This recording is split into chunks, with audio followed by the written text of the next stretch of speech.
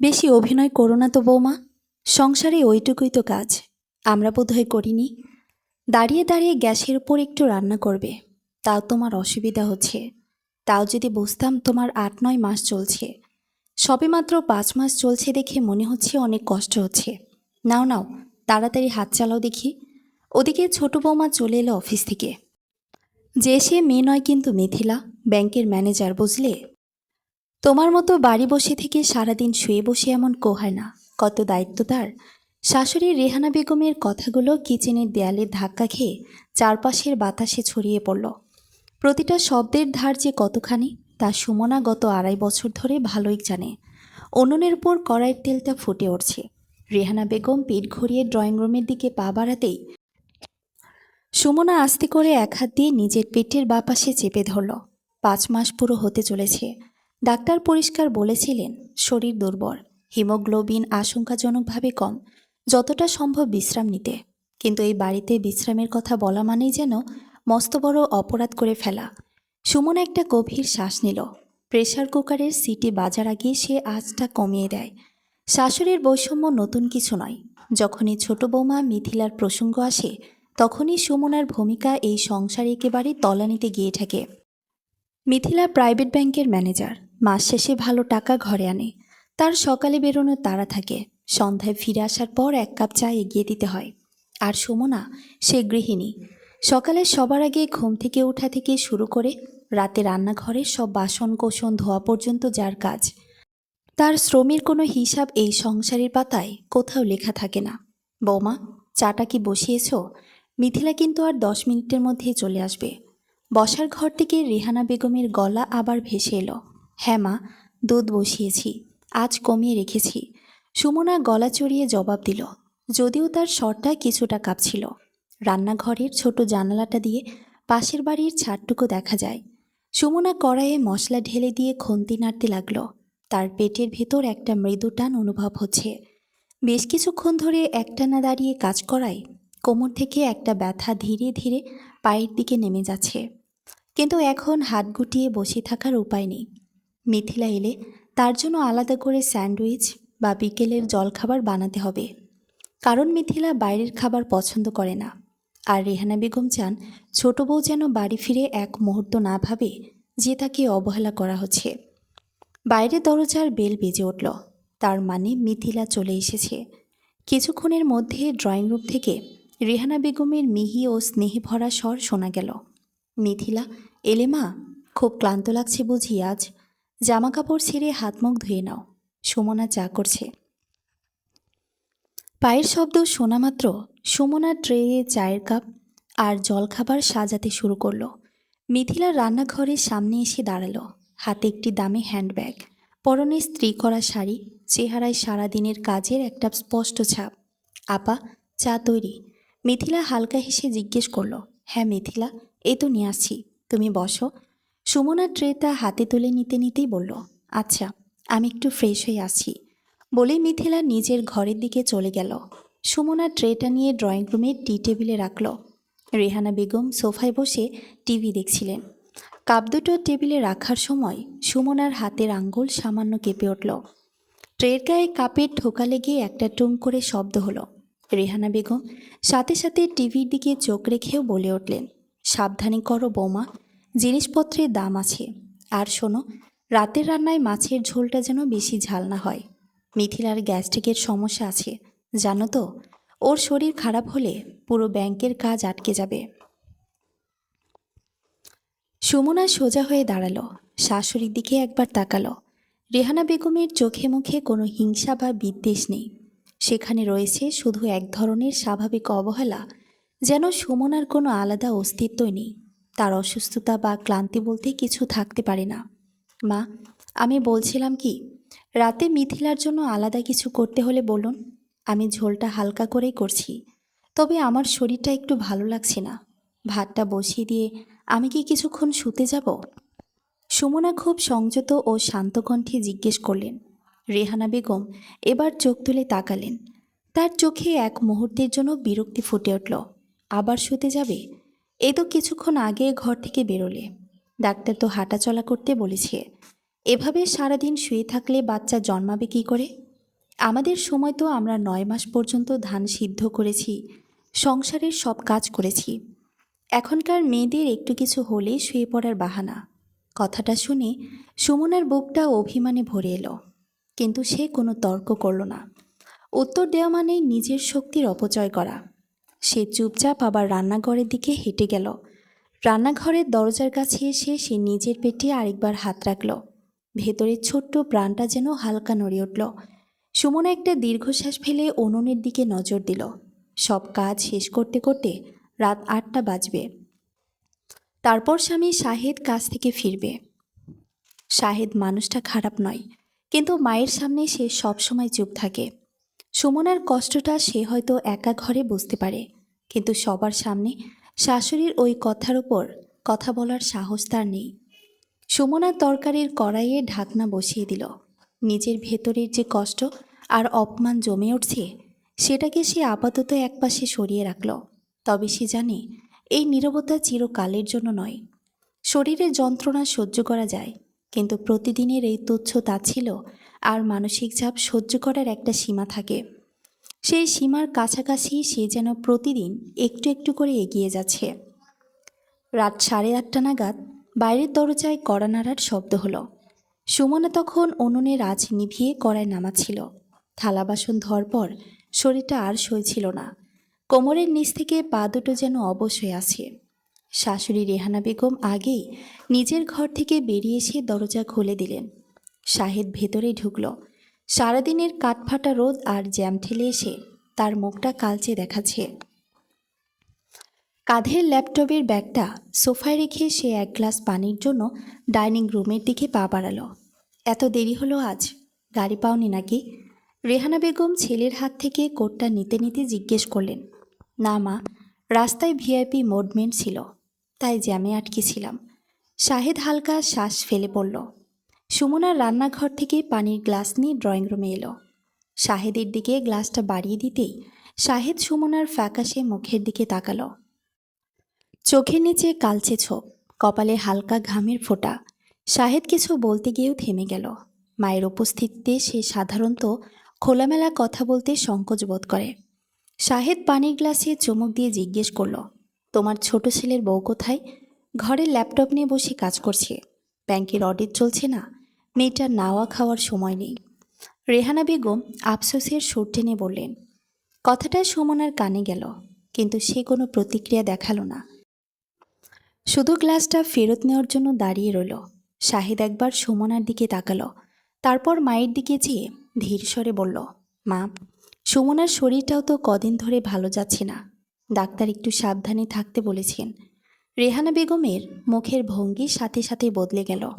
আহা, আমি কি তাকে ভারী কাজ করতে বলছি?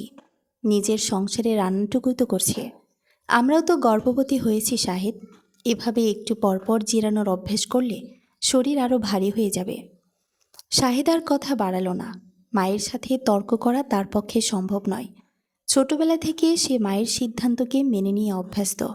সে গ্লাসটা সুমনার হাতে ফিরিয়ে দিয়ে চুপচাপ নিজের ঘরের দিকে হেঁটে গেল। সুমনা পানির গ্লাসটা নিয়ে পেছনে পেছনে ঘরে ঢুকল। ঘরে ঢুকে শাহেদ শার্টের বোতাম খুলতে খুলতে বলল, আজ খুব কষ্ট হচ্ছে সুমনা। সুমনা বিছানার একপাশে বসে আস্তে করে বলল, কষ্টের কথা বলে তো লাভ নেই। মা ভাবেন আমি বাহানা করছি। মা তো পুরনো আমলের মানুষ, ওনার চিন্তা ভাবনা আলাদা। তুমি একটু মানিয়ে নাও। শাহেদ তোয়ালেটা কাঁধে নিতে নিতে বলল, আর কটা মাসই তো, তারপর সব ঠিক হয়ে যাবে। সুমনা শাহেদের দিকে তাকালো। এই এক কথা সে গত 5 মাস ধরে শুনে আসছে, একটু মানিয়ে নাও। সহানুভূতির এই হালকা প্রলেপ দিয়ে যে এতদিনের অপমান আর ক্লান্তি ঢাকা যায় না, তা শাহেদকে বোঝানো অসম্ভব। রাত 9টায় সবাই খাবারের টেবিলে বসল। টেবিলের একপাশে মিথিলা এসে বসল। পরনে সুতির 3 পিস, মুখে সারাদিনের কাজের ক্লান্তি থাকলেও তার চলাফেরায় একটা আত্মবিশ্বাস পরিষ্কার। রেহানা বেগম নিজে দাঁড়িয়ে মিথিলার প্লেটে ভাত আর কষা মাংস বেড়ে দিলেন। আজ ব্যাংকে খুব চাপ ছিল মিথিলা? রেহানা বেগম আগ্রহ নিয়ে জিজ্ঞেস করলেন। মিথিলা পানির গ্লাস হাতে নিয়ে বলল, হ্যাঁ মা, রিজিওনাল ম্যানেজার এসেছিলেন। নতুন ব্রাঞ্চ খোলার বিষয়ে কিছু স্ট্র্যাটেজি মিটিং ছিল। আমাকে হয়তো সামনের মাসে ঢাকার মেইন অফিসে ট্রান্সফার করবে, প্রমোশনের সাথে। বলিস কি, প্রমোশন? রেহানা বেগমের মুখটা গর্বে উজ্জ্বল হয়ে উঠল। আমি জানতাম তুই পারবি, এই তো যোগ্য মেয়ের পরিচয়। পড়ালেখা করে নিজের পায়ে দাঁড়ালে সমাজের কাছে একটা মান সম্মান থাকে। সুমনা চুপচাপ নিজের প্লেটে সামান্য ভাত নিয়ে নাড়াচাড়া করছিল। তার পেটের টানটা এখন আবার হালকা হালকা শুরু হয়েছে। রেহানা বেগম মাছের ঝোল বাটিতে ঢালতে গিয়ে হঠাৎ থেমে গেলেন। সুমনার তরকারিতে লবণ এত কম কেন? আর ঝোলটাও কেমন পানি পানি লাগছে, ঠিকমতো কষাওনি নাকি? মিথিলা 1 চামচ ঝোল নিয়ে খেয়ে বলল, না মা, ঠিকই আছে। আমার জন্য ঝাল লবণ কম হওয়াই ভালো। ভালো মানে? তুমি সারাদিন খেটে আসবা, আর ঘরে এসে মুখে রোচে এমন খাবার পাবে না। বৌমার মন থাকে কোথায় কে জানে। সারাদিন ঘরে বসে থেকেও যদি রান্নাটা ঠিকমতো না হয়, তবে আর কি দায়িত্ব পালন করছে? রেহানা বেগমের গলায় স্পষ্ট অসন্তোষ। সুমনা প্লেটের দিকে তাকিয়ে রইল। সে বলতে পারত যে আজ মাথা ঘোরার কারণে সে দুবার রান্নাঘরের মেঝেতে বসে পড়েছিল, কিন্তু সে জানত এই অজুহাত এখানে খাটবে না। শাহেদ প্লেটে হাত ধুতে ধুতে বলল, মা, ছাড়ো তো এখন, খাওয়া শেষ করো। ছাড়বো কেন? সংসারে সবার কাজের একটা দাম আছে শাহেদ। একজন বাইরে খেটে টাকা আনছে, আরেকজন ঘরে থেকে রান্নাটুকু ঠিকমতো করবে না, এটা কেমন কথা? মিথিলা পরিস্থিতি সামাল দিতে বলল, মা, আপার মনে হয় আজ শরীর খারাপ, থাক না এসব কথা। খাবার শেষে সুমনা যখন টেবিল পরিষ্কার করছিল, মিথিলা এসে তার পাশে দাঁড়ালো। থালাগুলো গুছিয়ে দিতে দিতে নিচু স্বরে বলল, আপা, আপনি ঘরে যান, আমি টেবিলটা মুছিয়ে থালাগুলো বেসিনে রেখে দিচ্ছি। সুমনা অবাক হয়ে মিথিলার দিকে তাকালো। মিথিলার চোখে কোনো কৃত্রিম সহানুভূতি ছিল না, কেবল একজন নারীর অন্য নারীর কষ্টের প্রতি একটা সাধারণ অনুধাবন ছিল। না মিথিলা, তুমি সারাদিন কাজ করে এসেছো, আমি পারবো। সুমনা বলল, আমি টেবিলটা মুছে দিতে পারবো আপা, সমস্যা নেই। আপনার মুখ দেখে মনে হচ্ছে প্রেশার কমে গেছে। ঘরে গিয়ে বসুন। মিথিলা প্লেটগুলো হাতে তুলে নিল। সুমনা আর কথা বাড়ালো না। সে ধীর পায়ে নিজের ঘরের দিকে হেঁটে গেল। ঘরে এসে বিছানায় শুতেই সুমনার চোখ দিয়ে জলের ফোঁটা গড়িয়ে পড়ে বালিশে শুষে গেল। শরীরের ব্যথা সহ্য করা যায়, কিন্তু নিজের অস্তিত্বের এই প্রতিনিয়ত অবমূল্যায়ন সহ্য করা কঠিন। শাহেদ তখন পাশে বসে মোবাইলে হাত বোলাচ্ছিল। সুমনার চোখের জল দেখে সে মোবাইলটা পাশে রাখল। আবার কাঁদছ কেন সুমনা? মা তো সবসময় খারাপ উদ্দেশ্যে বলেন না, একটু চড়া গলায় কথা বলেন, এই তো। সুমনার চোখের জল না মুছে সোজা শাহেদের দিকে তাকালো। তোমার মা কি খারাপ কি ভালো, সে বিচারে আমি যাচ্ছি না শাহেদ। প্রশ্নটা হলো, এই সংসারে আমার স্থানটা কোথায়? আমি কি শুধু একজন বেতন ছাড়া কাজের লোক, যে অসুস্থ হলেও তার শরীর খারাপ হওয়াটাকে অপরাধ হিসেবে দেখা হবে? শাহেদ কিছুটা বিব্রত হয়ে বলল, এভাবে বলছো কেন? তুমি এই বাড়ির বড় বউ, সম্মান ছাড়া বড় বউয়ের পদবি নিয়ে আমি কি করব? সুমনা উঠে বসল। কালামার ডক্টরের অ্যাপয়েন্টমেন্ট আছে, হিমোগ্লোবিনের রিপোর্ট দেখানোর কথা। আমি একা যাব। আমি তো অফিস থেকে এসে নিয়ে যেতে পারি। শাহেদ বলল, না, দরকার নেই, তুমি অফিসে ব্যস্ত থাকবে, আবার দেরি হলে বাড়িতে কথা শুনতে হবে, আমি একাই যেতে পারবো। সুমনার কণ্ঠে এমন এক দৃঢ়তা ছিল যা শাহেদ আগে কখনো শোনেনি। ঘরের বাতিটা নিভিয়ে দেওয়ার পর সুমনা অন্ধকারের দিকে তাকিয়ে রইল। পেটটা শক্ত হয়ে আসছে, ভেতরের নতুন জীবনের মৃদু অনুভূতি। সুমনা মনে মনে প্রতিজ্ঞা করল যে অবহেলার তুচ্ছ তাচ্ছিলের মধ্যে সে আজ বেঁচে আছে, তার সন্তানকে সেই অপমানজনক পরিবেশের ছায়ায় বড় হতে দেবে না। নিজের অধিকারের লড়াইটা তাকে নিজেকে লড়তে হবে, শাহেদ বা অন্য কারো ওপর ভরসা করে আর লাভ নেই। পরদিন সকালের দিকটা অন্য দিনের চেয়ে আলাদা ছিল। ইতালি থেকে রেহানা বেগমের ছোট ছেলে রাফাত দেশে ফিরছে। টানা 3 বছর পর ছেলে ঘরে আসবে, তাই সকাল থেকেই ঘরে এক ধরনের উৎসবের তোড়জোড়। রাফাত প্রবাসী থেকে প্রতি মাসে মোটা অঙ্কের ইউরো পাঠায়, আর ছোট বৌমা মিথিলার ব্যাংকে বেতন তো আছেই। এই সংসারের ফ্ল্যাটের কিস্তি থেকে শুরু করে ড্রয়িং রুমের দামি আসবাব, সব কিছুর পেছনেই ওদের বড় অবদান। তাই রেহানা বেগমের পুরো মনোযোগ আজ ছোট ছেলের দিকে। সুমনার শরীরটা সকাল থেকেই খুব খারাপ লাগছিল, মাথাটা ভারী হয়ে আছে। সামান্য হাঁটলেই চোখ মুখের সামনে অন্ধকার নেমে আসে, কিন্তু রান্নাঘরে বিরতি নেওয়ার কোনো সুযোগ নেই। রেহানা বেগম সকাল ৮টার মধ্যে রান্নাঘরে এসে হাজিরা দিয়েছেন। সুমনা, চালটা ভালো করে ধুয়ে বসাও। রাফাত পোলাও খুব পছন্দ করে, আর দেশি মুরগির রোস্টটা যেন ঠিক মতো কষানো হয়। রাফাত কিন্তু ইটালি থেকে ফেরার পথে স্পষ্ট বলে দিয়েছে প্লেন থেকে নেমে মায়ের হাতে রান্না খাবে। শাশুড়ি একটার পর একটা নির্দেশ দিয়ে যাচ্ছিলেন। সুমনা চুলার পাশে দাঁড়িয়ে খুন্তি নাড়ছিল। পা দুটো একদম সইছিল না। পিঠের দিক থেকে একটা তীব্র যন্ত্রণা ধীরে ধীরে কোমরে ছড়িয়ে পড়ছিল। সে হালকা গলায় বলল, মা, সব মশলা আমি কষিয়ে রেখে দিচ্ছি, শুধু মুরগিটা আর পোলাওটা বসালেই হবে। আমি কি আধা ঘন্টার জন্য একটু ডক্টরের চেম্বার থেকে ঘুরে আসব? সকালের দিকে ভিড় কম থাকে। রেহানা বেগম মুখ ঘুরিয়ে তাকালেন। তার ভ্রু কুঁচকে গেল। আজকেই ডক্টরের কাছে যেতে হবে? রাফাত এয়ারপোর্ট থেকে আর ঘণ্টাখানেকের মধ্যে চলে আসবে। ও আসার পর সবাই একসঙ্গে বসে খাবো। এই সময় তুমি বাইরে যাবে? ছোট বউ সকাল থেকে ঘরদোর গুছিয়ে রাফাতের জামা কাপড় রাখার জায়গা খালি করছে। আর তুমি এই কাজের মধ্যে ডাক্তার দেখাবে? সুমনা আর কোনো কথা বাড়ালো না। উত্তর দিতে গেলে আবার দীর্ঘ আলোচনা শুরু হবে, যার শেষ হবে তার অলসতা আর বাহানার উপর দোষ চাপিয়ে। সে চুপচাপ কড়াইয়ের কাছে দাঁড়িয়ে কাজ চালিয়ে গেল। সকাল 10:30 নাগাদ বাইরে ট্রাভেল ব্যাগের চাকা গড়ায় এবং হাঁকডাকের শব্দ শোনা গেল। রাফাত এসেছে। ড্রয়িং রুমের এক মুহূর্তে কলরবে মুখরিত হয়ে উঠল। রেহানা বেগম ছোট ছেলেকে জড়িয়ে ধরে কেঁদে ফেললেন। মিথিলাও কাজের ফাঁকে বাইরে এসে স্বামীর পাশে গিয়ে দাঁড়ালো। তাদের হাসি ঠাট্টা আর আবেগঘন মুহূর্তের শব্দ রান্নাঘর পর্যন্ত ভেসে আসছিল। শাহেদ অফিস থেকে একটু ছুটি নিয়ে এয়ারপোর্টে গিয়েছিল ছোট ভাইকে আনতে। রাফাত সোফায় বসে দামি ট্রাভেল ব্যাগ খুলতেই একে একে বেরিয়ে এলো সবার উপহার। শাশুড়ির জন্য দামি শাড়ি আর সোনার চেন, মিথিলার জন্য ব্র্যান্ডেড পারফিউম আর হ্যান্ডব্যাগ, এমনকি শাহেদের জন্য নতুন ঘড়ি। শাহেদ হালকা হেসে বলল, এসবের কি দরকার ছিল রাফাত? তুই যে শান্তিতে ফিরলি সেটাই তো অনেক। রাফাত বেশ আত্মবিশ্বাসের সাথে হাসল। কি বলছো ভাই? ইটালিতে রক্ত পানি করা পরিশ্রম কি কিসের জন্য করি? পরিবারের জন্যই তো। মিথিলাও তো কষ্ট করছে, আর কষ্ট না করলে সংসার এভাবে গুছিয়ে রাখা যায়?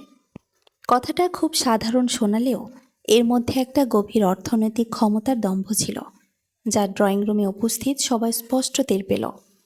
শাহেদের সীমিত আয়ের চাকরি দিয়ে এই সংসারের দৈনন্দিন খরচ কোনোমতে চললেও মর্যাদার প্রাচুর্য ধরে রেখেছে ছোট ছেলের টাকায়। রেহানা বেগম গর্বিত চোখে ছোট ছেলের দিকে তাকিয়ে বললেন, ঠিক বলেছিস বাপ, এই সংসারে তোদের জন্যই আজ আমার মাথা উঁচু করে থাকা। সব দায়িত্ব তোদের ঘাড়েই। সুমনার রান্নাঘর থেকে খাবারের বাটিগুলো এনে টেবিলে সাজাচ্ছিল। রাফাত একবার সুমনার দিকে তাকিয়ে বলল, ভাবি কেমন আছেন? শরীর কেমন? ভালো রাফাত, তুমি ভালো আছো? সুমনা মুখে এক চিলতে কৃত্রিম সৌজন্য বজায় রেখে বলল, হ্যাঁ ভাবি, ভালো। তবে আপনাকে বেশ রোগা আর ক্লান্ত দেখাচ্ছে। কাজকর্ম একটু কম করুন। রাফাত স্বতঃস্ফূর্তভাবেই বলল। রেহানা বেগম সাথে সাথে মাঝপথে বলে উঠলেন, কাজের আর কি এমন চাপ রে রাফাত? আজকালকার মেয়েরা একটুতেই ক্লান্ত হয়ে পড়ে। সারাদিন তো ঘরেই থাকা হয়। খাবার টেবিলে সবাই বসল। খাবারের প্রশংসা হলো ঠিকই, কিন্তু আড্ডার কেন্দ্রবিন্দুতে রইল রাফাতের ইউরো ইনকাম আর মিথিলার প্রমোশন। শাহেদ আর সুমনা যেন এই টেবিলের নিঃশব্দ দর্শক। শাহেদ প্লেটের দিকে চেয়ে চুপচাপ খেয়ে যাচ্ছিল। নিজের ছোট ভাইয়ের আয়ের দম্ভ তাকেও মানসিকভাবে এক ধরনের হীনমন্যতায় ফেলে দিয়েছে, যা সে প্রকাশ করতে পারছিল না। খাওয়া শেষ হতে হতে বেলা 2:30 বেজে গেল। বাসনকোসন ধুয়ে টেবিল পরিষ্কার করে যখন সুমনা ঘরে ঢুকল, তখন তার মাথা ঘুরছিল। সে দেয়াল ধরে ধরে কোনো মতে বিছানায় এসে বসল। শাহেদ তখন ঘরে এসে আয়নার সামনে দাঁড়িয়েছিল। সুমনাকে ওভাবে বসতে দেখে বলল, খুব খারাপ লাগছে। আমার হিমোগ্লোবিনের লেভেল অনেক কমে গেছে শাহেদ। গতরাতে পেটে যে টানটা হয়েছিল তা স্বাভাবিক নয়। সুমনা নিচু গলায় বলল। শাহেদ স্বাদ পাল্টাতে পাল্টাতে বলল, তাহলে চলো আজ বিকেলে তোমাকে ডক্টরের কাছে নিয়ে যাই। না, বিকেলে রাফাতের শ্বশুরবাড়ির লোক আসবে। মা অলরেডি আমাকে বলেছেন বিকেলের নাস্তার আয়োজন করতে। তুমি যদি আমাকে এখন নিয়ে যাও, মা ভাববেন আমি ইচ্ছে করে রাফাতের আসা উপলক্ষে ঝামেলা করছি। শাহেদ কিছুক্ষণ চুপ করে রইল। সে জানে সুমনার কথাটা ভুল নয়। সে মায়ের সাথে তর্ক করে সুমনাকে নিয়ে যাওয়ার মতো সাহস দেখাবে না। শাহেদ আস্তে করে বলল, কাল সকালে আমি অফিস যাওয়ার আগে তোমাকে ডক্টরের ওখানে ড্রপ করে দেব, কেমন? সুমনা শাহেদের দিকে তাকালো। এই মানুষটার উপর আর কোনো ক্ষোভ অবশিষ্ট নেই, কেবল এক অদ্ভুত শূন্যতা কাজ করছে। পরদিন সকালে শাহেদ সুমনাকে ডাক্তারের চেম্বারের সামনে নামিয়ে দিয়ে অফিসে চলে গেল। গাইনোকোলজিস্ট সব রিপোর্ট দেখে বেশ কিছুক্ষণ গম্ভীর হয়ে রইলেন। আপনার হিমোগ্লোবিন 7-এর নিচে নেমে গেছে সুমনা, ডাক্তার স্পষ্ট গলায় বললেন। আপনার গর্ভের বাচ্চাটার প্রপার গ্রোথ হচ্ছে না, নিউট্রিশন পাচ্ছেন না আপনি, প্লাস প্রচণ্ড মেন্টাল স্ট্রেস আর ফিজিক্যাল ওভারলোডের সাইন দেখা যাচ্ছে। আপনাকে ইমিডিয়েট ব্ল্যাকবার্ড অ্যাডজাস্ট করতে হতে পারে, আর অ্যাবসলিউট বেড রেস্টের প্রয়োজন। আপনি কি ঘরে কোনো ভারী কাজ করছেন? সুমনা কিছুক্ষণ চুপ করে রইল, তারপর খুব শান্ত স্বরে বলল, ডাক্তার ডিমো, আমি যদি বেড রেস্টে না থাকি তবে কি হতে পারে? হয়তো বাচ্চাটাকে বাঁচানো কঠিন হয়ে যাবে, নয়তো আপনার ডেলিভারির সময় বড় কোনো দুর্ঘটনা ঘটবে। ডাক্তার সিরিয়াস মুখে বললেন, আজই আপনার হাজবেন্ডকে ডাকুন, পরিস্থিতি ক্রিটিক্যাল। ডাক্তারের চেম্বার থেকে বের হয়ে প্রেসক্রিপশনটা হাতে নিয়ে সুমনা হাসপাতালের করিডোরে এসে দাঁড়ালো। চারপাশের কোলাহল যেন তার কানে পৌঁছাচ্ছিল না। সে এতকাল নিজের কষ্টের তোয়াক্কা করেনি, অপমান নীরবে হজম করেছে পরিবারের শান্তি বজায় রাখার বাহানায়। কিন্তু আজ আর তার পেটের ভেতরে থাকা পুচকেকে অস্তিত্বটার জীবনের প্রশ্ন উঠে এসেছে। সে যদি নিজের আর সন্তানের জন্য শক্ত না হয়, তবে এই সংসারে কেউ তাদের কথা ভাববে না, শাহেদও না। সুমনা প্রেসক্রিপশনটা ব্যাগে রাখল। মোবাইলটা হাতে নিয়ে সে শাহেদকে ফোন দিল না। সে সোজা একটা রিক্সা ডেকে নিজের বাবার বাড়ির উদ্দেশ্যে রওনা হলো। সিদ্ধান্তটা সে হাসপাতাল থেকে বের হওয়ার মুহূর্তে নিয়ে ফেলেছে। নিজের আত্মসম্মান আর সন্তানের জীবনের বিনিময়ে এই বড় বউয়ের পদবি আগলে রাখার কোনো অর্থ হয় না। রিক্সাটা যখন বাপের বাড়ির সামনে এসে থামল, তখন সুমনার শরীরের আর এক বিন্দু শক্তি অবশিষ্ট ছিল না। গেট ঠেলে ভেতরে ঢুকেই সে উঠানের পাশে ছোট আমগাছটার গুঁড়িটা শক্ত করে ধরে দাঁড়ালো। চোখ দুটো ঝাপসা হয়ে আছে, মাথার ভেতরটা এক নাগারে রিন রিন করে বাজছে। বাড়ি থেকে বের হয়ে এলেন সুমনার বাবা, অবসরপ্রাপ্ত শিক্ষক মোজাম্মেল সাহেব। বড় মেয়েকে এভাবে একা রিক্সা থেকে নেমে দেয়াল ধরে দাঁড়িয়ে থাকতে দেখে তিনি চমকে উঠলেন। চশমাটা নাকের ওপর ঠিক করে দ্রুত এগিয়ে এসে সুমনার হাত ধরলেন। সুমনা, তুই একা এ অবস্থায় রিক্সা এলে যে? সাহেদ কোথায়? মোজাম্মেল সাহেবের গলায় একরাশ উৎকণ্ঠা। সুমনা কিছু বলল না, শুধু বাবার হাতটা শক্ত করে ধরে চেপে রইল। সেই স্পর্শে কোনো অভিযোগ ছিল না, ছিল চরম ক্লান্তি আর একটু আশ্রয়ের আকুতি। ঘরে নিয়ে সুমনাকে বিছানায় শুয়ে দেওয়ার পর তার মা ছুটে এলেন। সুমনার ফ্যাকাশে মুখ, শুকিয়ে যাওয়া ঠোঁট আর প্রেসক্রিপশনের কাগজটা দেখে মোজাম্মেল সাহেবের বুঝতে বাকি রইল না যে পরিস্থিতি কতটা গুরুতর। প্রেসক্রিপশনের রক্তের লেভেল আর বেড রেস্টের নির্দেশ দেখে মোজাম্মেল সাহেব একটা দীর্ঘশ্বাস ফেলেন। তিনি গম্ভীর গলায় বললেন, তুই এখন কিচ্ছু ভাববি না সুমনা, শরীরটাকে একটু গুছিয়ে নে, আমি রক্ত জোগাড়ের ব্যবস্থা করছি। আর কোনোদিন যদি ওর বাড়িতে তোর পা না পড়ে, এই ঘরে তোর আর তোর বাচ্চার জন্য এক মুঠো ভাতের অভাব হবে না। বিকেলের দিকে ঘরের ফ্যানে মৃদু বাতাসের শব্দ ছাড়া আর কোনো শব্দ ছিল না। সুমনার স্যালাইন চড়ার পর কিছুটা শক্তি ফিরে পেয়েছিল।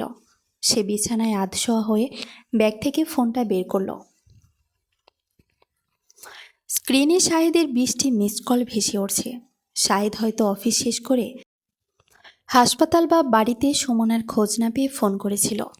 সুমনার নম্বরটা ডায়াল করলো। দ্বিতীয় রিং হতে শাহেদ ফোনটা রিসিভ করলো। তার গলায় চরম অধৈর্য আর উৎকণ্ঠার ছাপ। সুমনা, তুমি কোথায়? ডক্টর দেখানোর পর আমাকে ফোন দিলে না কেন?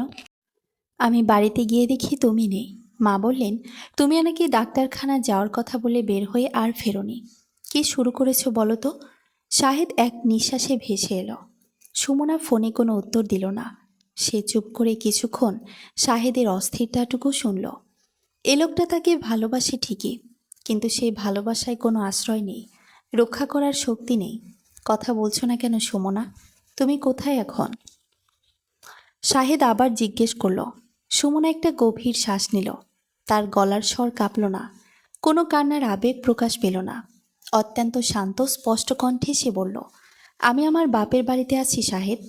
ওপাশ থেকে শাহেদ যেন থমকে গেল। কিছুক্ষণ নীরবতার পর বলল, বাপের বাড়িতে? কাউকে কিছু না বলে হঠাৎ বাপের বাড়ি চলে গেলে? মা কি ভাবছেন জানো? রাফাত আর মিথিলাও ঘরে আছে। এ সময়ে তোমার এভাবে হুট করে চলে যাওয়াটা কতখানি বিশ্রী দেখাচ্ছে। শাহেদের মুখে এই সমজদারির কথা শুনে সুমনার ঠোঁটের কোণে এক শীতল হাসি রেখা ফুটে উঠল। সে সোজা হয়ে বসল। তোমার মা বা ছোট ভাই কি ভাবল তাতে আমার আর কিছু যায় আসে না শাহেদ। আমি আজ সকালে ডক্টর দেখিয়েছি। আমার রক্তে হিমোগ্লোবিন 7-এর নিচে। বাচ্চার গ্রোথ আটকে গেছে। ডাক্তার পরিষ্কার বলে দিয়েছেন, বেড রেস্টে না থাকলে আর ঠিকমতো চিকিৎসা না হলে বাচ্চাটাকে বাঁচানো যাবে না। এমনকি আমার নিজের জীবনও ঝুঁকিতে পড়বে। শাহেদ এবার কিছুটা নরম হয়ে বলল, তাই বলে না বলেই চলে যাবে? আমাকে বলতে পারতে, আমি বাড়ি নিয়ে গিয়ে ব্যবস্থা করতাম। তুমি কি ব্যবস্থা করতে শাহেদ? সুমনা শাহেদের কথা মাঝপথেই থামিয়ে দিল। গত 5 মাস ধরে তো দেখছি তোমার ব্যবস্থা। তোমার মায়ের কাছে আমার এই অসুস্থতা বাহানা ছাড়া আর কিছু নয়। আর তোমার কাছেও সব কিছুর সহজ সমাধান হলো একটু মানিয়ে নাও। আমি আজ তোমাকে একটা সোজা কথা বলতে ফোন করেছি। সুমনা একটু থামল। ফোনের ওপর তার আঙ্গুলগুলোর বাঁধন আরও শক্ত হলো। আমার বা আমার পেটের সন্তানের যদি কোনো অঘটন ঘটে যায়, তবে তোমার মায়ের কিছু যাবে আসবে না। তোমার ছোট ভাই বা ছোট বৌমার সংসারের এক আনা ক্ষতি হবে না। তাদের জীবন যেমন চলছে তেমনই চলবে। যা ক্ষতি হওয়ার তা হবে তোমার আর আমার। আমার কোল খালি হবে আর তোমার সন্তান হারাবে। এই সত্যিটা তুমি যত তাড়াতাড়ি বুঝবে তত তোমার জন্য ভালো। ওপাশে শাহেদ একদম চুপ হয়ে গেল। সুমনার গলায় এতদিনের জমে থাকা যে আক্ষেপ আর আত্মসম্মান ফুটে বেড়াচ্ছে তা শাহেদকে ভেতর থেকে নাড়িয়ে দিল। সে যেন মুখের ওপর কঠিন এক বাস্তবের মুখোমুখি দাঁড়ালো। সুমনা আবার বলতে শুরু করলো, আমি এতদিন নিজের অপমানের কথা ভেবে চুপ করেছিলাম। ভেবেছিলাম সংসারের নিয়ম এটাই। কিন্তু আমার ভেতরের এই অবলা প্রাণটার কোনো দোষ নেই। সেই সংসারে আসার আগেই যদি তার মায়ের ওপর চলা এই অবিচারের শিকার হয়, তবে তার দায়িত্ব আমি নেব না। আমি আর ওই বাড়িতে ফিরে গিয়ে কাজের বোঝা টেনে নিজেকে শেষ করতে পারবো না। নিজের আর আমার বাচ্চার সুরক্ষার জন্য যা করার আমি এবার একা নিজের জন্যই করব। সুমনা, শোনো, আমি আসছি তোমার বাপের বাড়িতে। শাহেদের গলায় এবার সত্যিকার অর্থে একটা ভয়ের ছায়া ফুটে উঠল। এসো, কিন্তু আমাকে ফিরিয়ে নিয়ে যাওয়ার জন্য যদি আসো তবে কষ্ট করে এসো না। আমি নিজের ইচ্ছে এই সিদ্ধান্ত নিয়েছি। আমার শরীর আর মনের ওপর জোর করার অধিকার আমি আর কাউকে দেব না। কথা শেষ করে সুমনা এক মুহূর্ত অপেক্ষা না করে ফোনটা কেটে দিল। ফোনটা পাশে রেখে সে জানালা দিয়ে বাইরে তাকালো। বিকেলের রোদের আলোটা উঠানের আম গাছটার পাতায় এসে পড়েছে। ভেতরে থাকা ছোট্ট প্রাণটা আবার হালকা নড়ে উঠল। সুমনা পেটের ওপর হাত রাখল। আজ প্রথম তার নিজেকে অপরাধী মনে হচ্ছে না। নিজের জন্য, নিজের সন্তানের মর্যাদার জন্য দাঁড়াতে পেরে বুকের ভেতরের চেপে থাকা পাথরটা যেন হঠাৎ করেই হালকা হয়ে গেল। ওদিকে শাহেদ ড্রয়িং রুমের হাতের ফোনটা ধরে স্তব্ধ হয়ে দাঁড়িয়ে রইল। সুমনার শেষ কথাগুলো তার মাথার ভেতর হাতুড়ির মতো পিটছে। রেহানা বেগম ঘর থেকে বেরিয়ে এসে ছেলেকে ওভাবে দাঁড়িয়ে থাকতে দেখে জিজ্ঞেস করলেন, কি হলো রে শাহেদ, বড় বউয়ের খোঁজ পেলি? কোন আক্কেলে মেয়েটা না বলে বাপের বাড়ি গেল? শাহেদ ধীর চোখে মায়ের দিকে তাকালো। সেই চোখে এতদিন যে আনুগত্য আর অন্ধ মেনে নেওয়ার ভাব ছিল, আজ যেন সেখানে ফুটে উঠছে এক গভীর প্রশ্নচিহ্ন। শাহেদের চোখে দৃষ্টির পরিবর্তন রেহানা বেগমের চোখ এড়ালো না। তিনি এক পা এগিয়ে এসে কিছুটা রুক্ষ স্বরে বললেন, কী রে, অমন কাঠের পুতুলের মতো দাঁড়িয়ে আছিস কেন? বড় বউয়ের খোঁজ পেলি? ফোন করে কিছু বলল? শাহেদ হাতের মোবাইলটার দিকে একবার তাকিয়ে শান্ত স্বরে বলল, সুমনা তার বাবার বাড়িতে গেছে মা। কথাটা শোনা মাত্র রেহানা বেগমের মুখটা কঠিন হয়ে উঠল। হাতের শাড়ির আঁচলটা কাঁধে শক্ত করে জড়িয়ে তিনি কিচেনের দরজার দিকে কয়েক পা এগিয়ে গেলেন, যেন রান্নাঘরের কাজ থমকে যাওয়ার দায়টা এখনই কারোর ওপর চাপানো দরকার। বাপের বাড়িতে গেছে মানে? কার কাছ থেকে অনুমতি নিয়ে গেল? রেহানা বেগমের গলায় চড়া সুর ভেসে এলো। রাফাত বিদেশ থেকে কতদিন পর বাড়ি ফিরল। ঘরে মানুষজনের আনাগোনা, আর এই সুযোগে বড় বউয়ের ন্যাকামো শুরু হয়ে গেল। নাটক করার আর সময় পেল না। এখনই ফোন কর তাকে, সোজা বলবি এসব বাহানাবাজি বন্ধ করে মানুষ ডাকার আগে যেন ঘরে ফিরে আসে। আজ বিকেলে রাফাতের শ্বশুরবাড়ির লোকজন আসবে। এখন রান্নাবান্না করবে কে? আমি এই বয়সে দাঁড়িয়ে দাঁড়িয়ে উনুনের সামনে খাটব নাকি? শাহেদ মায়ের দিকে তাকিয়ে রইল। সুমনার রক্তে হিমোগ্লোবিন কমে যাওয়া, ডাক্তারি দেওয়া বেড রেস্টের পরামর্শ কিংবা পেটের বাচ্চাটার ঝুঁকির কথা সে মায়ের কাছে বলতে পারল না। কারণ সে জানে রেহানা বেগমের কাছে এই মুহূর্তে ছোট ছেলের আগমন আর বিকেলের মেহমানদারির গুরুত্ব সুমনার অসুস্থতার চেয়ে অনেক বেশি। তবুও সে একটু মিনতি ঝরানো গলায় বলল, মা, ওর শরীরটা সত্যি খুব খারাপ। ডাক্তার নাকি সোজা বেড রেস্টে থাকতে বলেছেন। আহা, ডাক্তাররা তো হাজারটা কথা বলবেই। রেহানা বেগম মাঝপথেই ছেলের কথা কেড়ে নিলেন। আমাদের সময় কি আমরা ডাক্তার দেখাইনি? 9 মাস পেটে বাচ্চা নিয়ে ঘরের সব কাজ একা হাতে সামলেছি। কই, আমরা কি বাপের বাড়ি গিয়ে বসেছিলাম? আসলে গায়ে বাতাস লাগিয়ে ঘুরে বেড়ানোর অভ্যাস তৈরি হয়েছে। তুই পুরুষ মানুষে বউকে সামলাতে পারছিস না বলেই এত বার বেড়েছে। এখনই ফোন লাগা বলছি। শাহেদ আর তর্ক করার সাহস পেল না। মায়ের ক্রমাগত তাগাদায় সে অনিচ্ছা সত্ত্বেও সুমনার নম্বরে আবার ডায়াল করল। সুমনা তখন বাপের বাড়ির ছোট্ট ঘরটার বিছানায় শুয়েছিল। মা পাশে বসে কপালে ভেজা তলে চেপে দিচ্ছেন। ফোনটা বাজার সাথে সাথে সুমনা স্ক্রিনে শাহেদের নাম দেখে একটা দীর্ঘশ্বাস ফেলল। সে জানত এই ফোনটা আবার আসবে। শাহেদ এত সহজে মায়ের ছায়া থেকে বের হতে পারবে না। ফোনটা কানে নিয়ে সুমনা কিছু বলল না, শুধু ওপাশের কথার জন্য অপেক্ষা করতে লাগলো। শাহেদ গলা ঝেড়ে একটু স্বাভাবিক হওয়ার চেষ্টা করে বলল, সুমনা, শোনো, মা খুব রাগ করছেন। রাফাত এত বছর পর ইটালি থেকে দেশে এসেছে। ঘরে কত কাজ পড়ে আছে বলো তো। আজকে বিকেলেই ওর শ্বশুরবাড়ির লোকজনের আসার কথা। তুমি এভাবে হুট করে চলে আসলে ওরা কি ভাববে? রাফাত কি এখন না খেয়ে থাকবে বলো? শাহেদের প্রতিটি শব্দ সুমনার কানে গিয়ে ধাক্কা খেল। শাহেদ তাকে ফিরিয়ে নিতে চাইছে ঠিকই, কিন্তু যেখানে সুমনার শরীরের যত্ন আর সন্তানের সুরক্ষার কোনো চিন্তা নেই, সেখানে কেবল লুকিয়ে আছে ছোট ভাইয়ের তোষামত আর শাশুড়ির নির্দেশ পালনের দায়বদ্ধতা। সুমনা সোজা হয়ে বসল। তার কণ্ঠে এবার কোনো রাগ বা উত্তাপ ছিল না, ছিল এক ধরনের ধারালো এবং স্পষ্ট গাম্ভীর্য। ঘরে তো আমি কোনো কাজ করি না শাহেদ, শুধু রান্নাটাই করি, তাও আবার গ্যাসের চুলার উপর দাঁড়িয়ে। তোমার মায়ের কথা অনুযায়ী এটা তো কোনো কাজই না। সারাদিন ঘরে বসে থেকে এইটুকু করা তো কোনো ব্যাপারই না। সুমনা খুব শান্তভাবে বলল, তাহলে আজ তোমার মায়ের প্রিয় ছোট ছেলের জন্য এই সামান্য ভালোবাসার কাজটুকু উনি নিজে বা ওনার গুণবতী ছোট বৌমা মিলে নিলেই তো হয়। আমার মতো করে আর অসুস্থ মানুষের সেখানে কোনো প্রয়োজন নেই। সুমনা, তুমি কথা ঘোরাচ্ছ কেন? শাহেদ কিছুটা বিব্রত ও বিরক্ত হয়ে বলল, মিথিলা ব্যাংকের কাজ শেষ করে এসে এসব সামলাবে কিভাবে? আর মা তো বয়স্ক মানুষ। আমি কথা ঘোরাচ্ছি না শাহেদ, আমি তোমাকে আসল সত্যিটা মনে করিয়ে দিচ্ছি।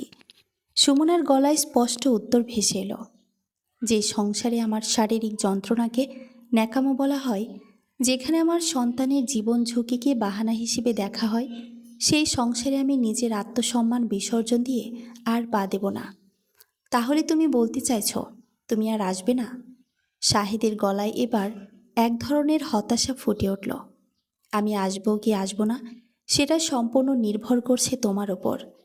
সুমনা ফোনের ওপার থেকে শাহেদকে লক্ষ্য করে বলল, শুনে রাখো শাহেদ, তুমি যেদিন সংসারের সব অন্যায় মুখ বুজে সহ্য করা এক দুর্বল ছেলে থেকে নিজের স্ত্রীর অধিকার আর সন্তানের সুরক্ষার জন্য দাঁড়াতে পারা সত্যিকারে একজন স্ত্রীর বীরপুরুষের মতো স্বামী হয়ে উঠতে পারবে, সেদিন আমি ওই বাড়িতে যাব, তার আগে কোনোদিন না। কথাটুকু শেষ করেই সুমনা ফোনটা কেটে দিল। এবার সে আর কোনো দ্বিধাই রইল না। ফোনটা বন্ধ করে টেবিলের উপর রেখে সে নিজের পেটের ওপর হাত রাখল। পাশে জানালা দিয়ে আসা বিকেলের ঠান্ডা বাতাস তার মুখে এসে লাগল। ওদিকে ড্রয়িং রুমে দাঁড়িয়ে থাকা শাহেদের হাতের ফোনটা যেন এক মুহূর্তে ভারী হয়ে উঠল। বীরপুরুষের মতো স্বামী। সুমনার শেষ বাক্যটি তার মাথার ভেতর ঝড়ের মতো ঘূর্ণিপাক খেতে লাগল। রেহানা বেগম পাশে দাঁড়িয়েছিলেন। সুমনার ফোন কেটে দেওয়ার ভাব দেখে তিনি মুখ বাঁকিয়ে বললেন, কি হলো, আবার ফোন কেটে দিল? কত বড় সাহস! তুই দাঁড়া, আমি মোজাম্মেল সাহেবকে ফোন করে দেখাচ্ছি মেয়েকে কেমন শিক্ষা দিয়েছি তারা। মা, থামো! শাহেদের চিৎকার ড্রয়িং রুমের দেয়ালগুলোতে আছড়ে পড়ল। রেহানা বেগম চমকে উঠে ছেলের দিকে তাকালেন। ঘরের ভেতরে থাকা রাফাত আর মিথিলাও এ অপ্রত্যাশিত আওয়াজে বাইরে বেরিয়ে এলো। শাহেদ তার মায়ের দিকে তাকালো। সেই চোখে আর আগের মতো নতজানো ভাব নেই। সেখানে রয়েছে এক অজানা আগুনের স্ফুলিঙ্গ। শাহেদ বুঝতে পারছিল, আজ যদি সে মুখ না খোলে তবে সে কেবল একজন স্বামী হিসেবেই হারবে না, নিজের অনাগত সন্তানের কাছেও সারা জীবনের জন্য অপরাধী হয়ে থাকবে। শাহেদের কণ্ঠের তীব্র আওয়াজ যেন পুরো ঘরের নীরবতাটাকে এক মুহূর্তে চুরমার করে দিল। রেহানা বেগম কয়েক পা পিছিয়ে গিয়ে বিস্ময়ে ছেলের দিকে তাকিয়ে রইলেন। শাহেদের হাত দুটো শক্ত মুঠো হয়ে আসছে, চোখ দুটো লাল। এত বছরের নীরবতা ভাঙার যে যন্ত্রণা তা তার পুরো চেহারায় স্পষ্ট। মা, এবার থামো! শাহেদ তার মায়ের চোখে চোখ রেখে বলল, গলার স্বর এক কঠিন জেদ কাজ করছে। আমার স্ত্রী এবাড়ির কোনো বেতন ছাড়া কাজের লোক নয় যে তুমি যা বলবে তাকে সেটাই মেনে নিতে হবে। বছরের পর বছর ধরে আমি দেখে আসি, কানের কাছে মুখ নিয়ে এসে সারা দিন তুমি শুধু আমার স্ত্রীর নামে কোটনামি করো। কোনটা তার ভুল, কোনটা তার গাফিলতি, এই নিয়েই তোমার যত কারবার। রেহানা বেগম মুখ খুলতে গেলেন, কিন্তু শাহেদ হাত তুলে তাকে থামিয়ে দিল। আজও 5 মাসের গর্ভবতী। ডাক্তার স্পষ্ট বলেছে ওর রক্তে হিমোগ্লোবিন 7-এর নিচে, শরীরে প্রেশার নেই, বাচ্চার গ্রোথ আটকে যাচ্ছে। এমন অসুস্থ শরীর নিয়ে ও যদি একটু রেস্ট করতে চায়, তুমি তাকেও ন্যাকামো আর বাহানা বলো। নিজের সময়ে ধান সিদ্ধ করার গল্প শুনিয়ে একটা অসুস্থ মানুষকে এভাবে খাটিয়ে মারতে তোমার একটুও বুক কাঁপল না? শাহেদ একটা দীর্ঘশ্বাস ফেলে একটু থামল। ড্রয়িং রুমে তখন রাফাত আর মিথিলা স্তব্ধ হয়ে দাঁড়িয়ে আছে। শাহেদ আবার বলতে শুরু করলো, সুমন আমাকে সাফ জানিয়ে দিয়েছে ও আর কোনোদিন এই বাড়িতে ফিরে আসবে না। আর বেশ তো, ও না থাকাতে এই সংসারে কি এমন ক্ষতি হবে বলো? তোমার মতে তো ও সারাদিন ঘরে শুয়ে বসেই কাটাতো, কোনো কাজই করতো না।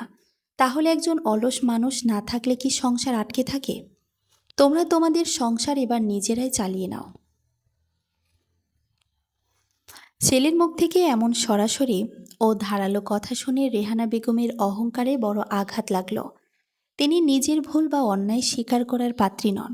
মুহূর্তের মধ্যে যার চেহারায় এক চরম আত্মপক্ষ সমর্থনের অভিনয় ফুটে উঠল।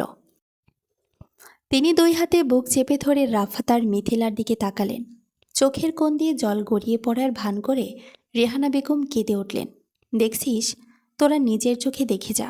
ছোটবেলা থেকে তিল তিল করে যাকে মানুষ করলাম, আজ সেই বড়পোলা বইয়ের কথায় উঠে আর বসে একেবারে বইয়ের গোলাম হয়ে গেছে। একটা বাইরের মেয়ে এসে আমার ছেলেকে আমারই বিরুদ্ধে দাঁড় করিয়ে দিল। রেহানা বেগম ভেবেছিলেন এই কান্নাকাটিতে ছোট ছেলে রাফাত আর গুণবতী ছোট বৌমা মিথিলা তার পক্ষে কথা বলবে, শাহেদকে তিরস্কার করবে। কিন্তু পরিস্থিতি তার ধারণার বাইরে চলে গেল। মিথিলা এতক্ষণ দরজার কাছে চুপচাপ দাঁড়িয়ে পুরো দৃশ্যটা দেখছিল। শাশুড়ির নাটকীয় কান্না দেখে সে এক পা এগিয়ে এলো। তার চেহারায় কোনো বিরক্তি বা রাগ ছিল না, ছিল কেবল এক ধরনের বাস্তবমুখী কাঠিন্য। মা, আপনি শুধু শুধু কাঁদছেন কেন? মিথিলা ঠান্ডা গলায় বলল, শাহেদ ভাই তো একটাও মিথ্যে কথা বলেননি, একদম সত্য কথা বলেছেন। রেহানা বেগমের কান্নার আওয়াজ হঠাৎ করেই থেমে গেল। তিনি চোখ বড় বড় করে ছোট বৌমার দিকে তাকালেন। মিথিলার শাশুড়ির দিকে এক পা এগিয়ে গিয়ে স্পষ্ট স্বরে বলল, সুমনা আপার সাথে আপনি প্রতিদিন যে ব্যবহারটা করেন তা যদি আমার সাথে একদিনও করতেন, তবে আজকে হয় আপনি এ বাড়িতে থাকতেন, না হয় আমি থাকতাম। আপার সংসারে নরম স্বভাবের মেয়ে বলে এতদিন সব মুখ বুজে সহ্য করেছে, কিন্তু মানুষের সহ্য শক্তিরও একটা সীমা থাকে। কথাটা বলেই মিথিলা রাফাতের দিকে একবার তাকালো, তারপর আবার শাশুড়ির উদ্দেশ্যে বলল, আর আপনি রাফাতের আশা নিয়ে এত মাতামাতি করছেন, কিন্তু আসল সত্যিটা হলো আমরা বেশি দিন এই বাড়িতে থাকছিও না। সামনের মাসেই আমরা ঢাকায় আলাদা ফ্ল্যাট নিয়ে শিফট হয়ে যাব। তারপর যদি ইতালির ভিসাটা হয়ে যায়, তবে আমি রাফাতের সাথেই একেবারে ইতালি চলে যাব। মিথিলার মুখ থেকে কথাগুলো শোনা মাত্র রেহানা বেগম যেন আকাশ থেকে পড়লেন। পায়ের তলার মাটিটা যেন এক মুহূর্তেই সরে গেল। যে ছোট ছেলে আর ছোট বইয়ের অর্থনৈতিক ক্ষমতা, ব্যাংকের চাকরি আর ইতালির ইউরোর দম্ভে তিনি বড় বউকে প্রতিনিয়ত তুচ্ছ তাচ্ছিল্য করতেন, যার ওপর ভরসা করে তিনি বড় ছেলেকে পর ভাবছিলেন, সেই ছোট বৌমা তার মুখের ওপর এমন সিদ্ধান্ত জানিয়ে দিল। কথাতেই আছে, যার জন্য চুরি করি সেই বলে চোর। রেহানা বেগম তোতলাতে তোতলাতে বললেন, মিথিলা, তুই এসব কি বলছিস? তোরা আমায় ছেড়ে ঢাকায় চলে যাবি? রাফাত, তুই কিছু বলছিস না কেন? রাফাত মুখ নিচু করে রইল।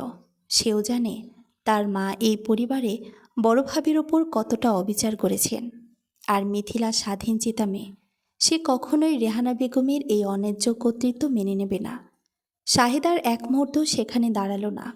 ঘরের পরিবেশটা তার কাছে বিষাক্ত মনে হচ্ছিল। সে নিজের ঘরে গিয়ে একটা ছোট ব্যাগে প্রয়োজনীয় কিছু জামাকাপড় গুছিয়ে নিল। ঘর থেকে বেরিয়ে এসে সে ড্রয়িং রুমে থমকে থাকা সবার দিকে তাকালো, বিশেষ করে মায়ের দিকে, যিনি এখনও কিং কর্তব্যবিমূঢ় হয়ে সোফায় বসে আছেন। আমি সুমনার কাছে যাচ্ছি মা, শাহেদ খুব দৃঢ় গলায় বলল। যেদিন আমি আমার অনাগত সন্তানের জন্য একটা নিরাপদ আর সম্মানের আশ্রয় তৈরি করতে পারবো, সেদিনই কেবল আমার দায়িত্ব শেষ হবে। এই সংসার তোমরা তোমাদের মতো সামলাও। শাহেদ পা বাড়িয়ে দরজার বাইরে বেরিয়ে গেল। খট করে দরজা বন্ধ হওয়ার শব্দটা যেন রেহানা বেগমের অহংকারের ওপর শেষ পেরেকটি পুঁতে দিল। ফাঁকা ড্রয়িং রুমে দাঁড়িয়ে থাকা শাশুড়ি এবার বুঝতে পারলেন, অন্যের ওপর অবিচার করে নিজের সংসার আগলে রাখা যায় না। দিন শেষে সব দহনই নিজের বুকে এসে জমে। রিকশা থেকে নেমে মোজাম্মেল সাহেবের বাড়ির চত্বরে পা রাখতেই শাহেদের বুকের ভেতর একটা অজানা চাপ অনুভব হলো। হাতের ছোট ট্রাভেল ব্যাগটা সে শক্ত করে চেপে ধরল। ঘরের বারান্দায় বসে মোজাম্মেল সাহেব একটা খবরের কাগজ পড়ছিলেন। শাহেদকে ব্যাগ হাতে উঠোনে দাঁড়িয়ে থাকতে দেখে তিনি কাগজটা কোল থেকে নামিয়ে চশমার ওপর দিয়ে তাকালেন। শাহেদ এগোতে গিয়ে থমকে দাঁড়ালো। শ্বশুরের সামনে এভাবে ব্যাগ নিয়ে এসে দাঁড়ানোটা তার জন্য সহজ ছিল না। মোজাম্মেল সাহেব কোনো কড়া কথা বললেন না, শুধু ধীর গলায় বললেন, ভেতরে এসো শাহেদ, সুমনা ঘরেই আছে। শাহেদ পা টিপে টিপে সুমনার ঘরের দরজায় গিয়ে দাঁড়ালো। সুমনা তখন বিছানায় আধশোয়া হয়ে একটা বইয়ের পাতা উল্টা ছিল। দরজায় পায়ের শব্দ পেয়ে সে চোখ তুলে তাকালো। শাহেদের পরনে কাজের শার্ট, হাতে ব্যাগ আর চেহারায় পরিশ্রান্তির ছাপ। সুমনা বইটা বন্ধ করে পাশে রাখল। তার মুখে কোনো অভিমান বা ক্ষোভের তীব্রতা ছিল না, কেবল এক ধরনের নিঃশব্দ কাঠিন্য ফুটে উঠছিল। শাহেদ ব্যাগটা মেঝের একপাশে রেখে ঘরে ঢুকে অপরাধীর মতো দাঁড়িয়ে রইল। সে মুখ তুলে সুমনার দিকে চেয়ে আস্তে করে বলল, আমি সব গুছিয়ে চলে এসেছি সুমনা। সুমনা কিছুক্ষণ চুপ করে থেকে শাহেদের দিকে তাকিয়ে রইল। তারপর খুব শান্ত, সংযত স্পষ্ট কণ্ঠে বলল, তুমি যদি কয়েকদিনের জন্য শ্বশুরবাড়িতে জামাই হিসেবে বেড়াতে বা থাকতে এসে থাকো, তবে তোমার জন্য এই ঘরের দরজা খোলা। আমার বাবা মা তোমাকে আদর যত্ন করে রাখবেন। তবে তুমি যদি আমাকে ওই বাড়িতে ফিরিয়ে নেওয়ার জন্য এসে থাকো, তাহলে হাত মুখ ধুয়ে খেয়ে নাও, তারপর একটু রেস্ট নিয়ে তোমার মায়ের কাছে একা একাই চলে যাও। শাহেদ থমকে গেল। সুমনার গলার স্বরে এমন এক হিমশীতল বাস্তবতা ছিল যা শাহেদকে ভেতর থেকে কাঁপিয়ে দিল। সে এক পা এগিয়ে এসে সুমনার বিছানার পাশে রাখা কাঠের চেয়ারটায় বসল। আমি তোমাকে ফিরিয়ে নিতে আসিনি সুমনা, শাহেদ নিচু গলায় বলল। আমি আজ বুঝেছি, ওই বাড়িতে তোমাকে আর আমার সন্তানকে ফিরিয়ে নেওয়া যা মানে আবার সেই অবহেলার মুখে ঠেলে দেওয়া। আমি মায়ের ছায়া থেকে বের হয়ে এসেছি। আমি এখানেই থাকব, আর যতদিন না তোমাদের জন্য একটা আলাদা নিরাপদ মাথা গোজার ঠাঁই করতে পারছি ততদিন আমি শান্ত হব না। সুমনা শাহেদের দিকে তাকালো। এতদিন যে মানুষটা মায়ের কথার উপরে একটা বর্ণ উচ্চারণ করতে পারত না, তার মুখে এই কথাগুলো শুনে সুমনার মনের ভেতরের শক্ত বরফটা কিছুটা যেন গলল। কিন্তু সে মুখে কিছু প্রকাশ করল না, শুধু হালকা এক নিঃশ্বাস ফেলল। এদিকে অন্য পাশে দৃশ্যটা ছিল একেবারেই ভিন্ন। রেহানা বেগমের সংসারে যেন হঠাৎ করে শ্মশানের নীরবতা নেমে এসেছে। যে ড্রয়িং রুম আর রান্নাঘর একসময় সুমনার খাটুনি আর শাশুড়ির হুকুমদারিতে ব্যস্ত থাকত, সেখানে এখন এক অদ্ভুত শূন্যতা। শাহেদ ঘর ছেড়ে বেরিয়ে যাওয়ার পর রেহানা বেগম ভেবেছিলেন ছোট ছেলে রাফাত আর ছোট বউ মিথিলা তার পাশে এসে দাঁড়াবে, কিন্তু বাস্তব পরিস্থিতি তার মুখের উপর কঠিন থাপ্পড় বসালো। রাফাত ইটালি থেকে এসে কদিন পর ছুটি কাটাচ্ছে, তাই সে আর মিথিলা সকাল হলেই শহরের নামি দামি শপিং মল আর রেস্তোরাঁর উদ্দেশ্যে বেরিয়ে যায়। ব্যাংকের অডিট শেষ হয়, মিথিলা ছুটি নিয়ে নিয়েছে। দুজন মিলে সারাদিন বাইরে বাইরে ঘুরে বেড়ায়, ব্র্যান্ডের কেনাকাটা করে এবং দুপুরের খাওয়াটা বাইরের ভালো কোনো রেস্তোরাঁয় শেষ করে। বিকেলের দিকে রেহানা বেগম একা ঘরে বসে থাকেন। বিকেলে নাস্তা বানানো তো দূরের কথা, দুপুর থেকে রান্নাঘরের চিলতে জানালা দিয়ে কোনো ধোঁয়া ওঠে না। রেহানা বেগম ভেবেছিলেন ছোট বউ হয়তো শাশুড়ির জন্য রান্নাবান্নার দায়িত্ব নিজের কাঁধে তুলে নেবে, কিন্তু মিথিলা খুব হিসেবি মেয়ে। সে সোজা জানিয়ে দিয়েছে বাইরে এত কাজের মধ্যে এসে রান্নাঘরের দায়িত্ব নেওয়া তার পক্ষে সম্ভব নয়। তাছাড়া তারা দুজনে খাবার বাইরে খেয়ে আসায় ঘরে রান্নার বিশেষ প্রয়োজন সে দেখে না। বেলা গড়িয়ে সন্ধ্যা নামলে রেহানা বেগম খালি পেটে রান্নাঘরে গিয়ে দাঁড়ালেন। গ্যাসের চুলাটার দিকে তাকাতেই তার বুকের ভেতরটা কেমন যেন খামচে ধরল। উনুনের পাশে দাঁড়িয়ে একটা সামান্য ডিম ভাজতে আর ভাতের হাঁড়ি বসাতে গিয়ে তার কোমর ব্যথা শুরু করে উঠল। মাত্র আধা ঘন্টা উনুনের তাপে দাঁড়িয়ে থাকার পরই রেহানা বেগমের হাঁপ ধরে এলো। তিনি উনুনের পাশের দেয়ালে হেলান দিয়ে দাঁড়িয়ে রইলেন। এতদিন যে কাজটাকে তিনি সারাদিন ঘরে শুয়ে বসে থাকা বলে তুচ্ছ তাচ্ছিল্য করতেন, আজ সেই কাজটাই নিজের হাড়ে হাড়ে টের পাচ্ছেন। সুমনায় 5 মাসের অন্তঃসত্ত্বা শরীর নিয়ে প্রতিদিন সকাল থেকে রাত পর্যন্ত পুরো পরিবারের 3 বেলার খাবার কিভাবে একা হাতে সামলাতো, সেই ছবিটা এবার রেহানা বেগমের চোখের সামনে ভেসে উঠল। রাত 9টা নাগাদ দরজায় চাবি ঘোরানোর শব্দ হলো। রাফাত আর মিথিলা হাতে নানা রকমের শপিং ব্যাগ নিয়ে হাসতে হাসতে ঘরে ঢুকল। তাদের হাতে নামি রেস্তোরাঁর পার্সেল। রেহানা বেগম ঘর থেকে বেরিয়ে এসে শুকনো মুখে বললেন, তোরা এসেছিস, তোদের জন্য অপেক্ষা করছিলাম। মিথিলা টেবিলে ব্যাগগুলো রাখতে রাখতে বলল, মা, আমরা বাইরে থেকে রাতের খাবার খেয়ে এসেছি। আপনার জন্য স্যুপ আর ফ্রাইড রাইসের একটা পার্সেল এনেছি, টেবিলে রাখা আছে, খেয়ে নিন। কথাটা বলে মিথিলা আর রাফাত নিজেদের ঘরের দিকে পা বাড়ালো। রেহানা বেগম স্তব্ধ হয়ে দাঁড়িয়ে রইলেন। তিনি যে দম্ভ আর অহংকার নিয়ে বড় বউকে পায়ের নিচে চেপে রাখতে চেয়েছিলেন, যে ছোট বউয়ের ইউরো আর ছোট বউয়ের ব্যাংকের চাকরির গরমে তিনি সংসার চালাতেন, আজ তো তোষামত্ব দূরের কথা, তার দিকে ফিরে তাকানোর সময়ও কারণেই। টাকা দিয়ে খাবার কেনা যায়, কিন্তু যত্ন আর সম্মান কেনা যায় না। টেবিলে রাখা ঠান্ডা পার্সেলটার দিকে তাকিয়ে রেহানা বেগমের চোখ দিয়ে জল গড়িয়ে পড়ল। এই সংসারে তিনি এখন এক সম্পূর্ণ একাকী, অপ্রয়োজনীয় মানুষ। নিজের অহংকার আর অবিচারের দহনে তিনি আজ নিজেই পড়ছেন, অথচ সেই আগুন নেভানোর মতো কেউ আজ তার পাশে নেই। মোজাম্মেল সাহেবের বাড়ির বারান্দায় সকালের মিষ্টি রোদে একটা ছোট্ট প্লাস্টিকের চেয়ারে বসেছিল শাহেদ। ল্যাপটপটা কোলে নিয়ে সে অফিসের ইমেল দেখার পাশাপাশি টুলেট.com আর নানা ধরনের বাসা ভাড়ার ওয়েবসাইটে চোখ বোলাচ্ছিল। শ্বশুরবাড়িতে আসার পর আজ 4 দিন হতে চলল। মোজাম্মেল সাহেব কিংবা সুমনার মা তাকে কোনোদিন একটি কটু কথা বলেননি, বরং জামাই হিসেবে যথেষ্ট আদর যত্নই করছেন। কিন্তু শাহেদ জানে এই আশ্রয়ে সে সারা জীবন থাকতে আসেনি। নিজের স্ত্রী আর অনাগত সন্তানের জন্য একটা নিজস্ব নিরাপদ ঠিকানা গড়ে তোলা এখন তার প্রথম দায়িত্ব।